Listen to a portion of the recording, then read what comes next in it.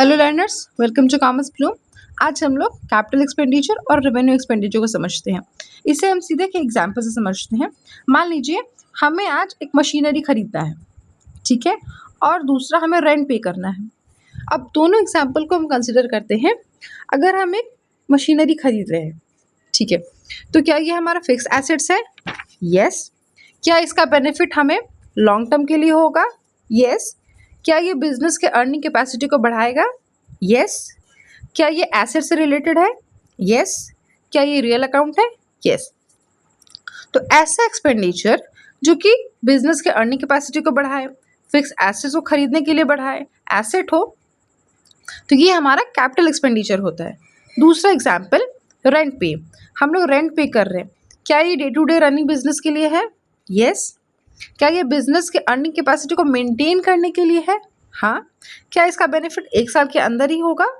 Yes. क्या ये expenses से रिलेटेड है? यस। तो ऐसा एक्सपेंडिचर जो शॉर्ट टर्म के लिए हो, एक्सपेंसेस से रिलेटेड हो, अर्निंग कैपेसिटी को मेंटेन करने के लिए हो, तो ये हमारा रेवेन्यू एक्सपेंडिचर होगा। कुछ एग्जाम्पल से समझते हैं। Purchase of fix assets like plant and machinery, land and building, furniture etceteras. ऐसा एक्सपेंडिचर हमारा कैसा हो जाएगा? Capital expenditure. Okay, 500 rupees. Let's take an example. Money spent on repairs before using a second hand car purchase recently. ये कैसा expenditure है? ये हमारा कैपिटल एक्सपेंडिचर है, क्योंकि एक्सपेंस हम लोग किस पे कर रहे हैं? फिक्स एसेट्स पे कर रहे हैं। ओके, अब हम लोग रेवेन्यू एक्सपेंडिचर को समझते हैं, जैसे कि rent paid, salaries, repairs, depreciation, ये सब शॉर्ट टर्म के लिए है। तो ऐसा एक्सपेंडिचर हमारा रेवेन्यू एक्सपेंडिचर होता है।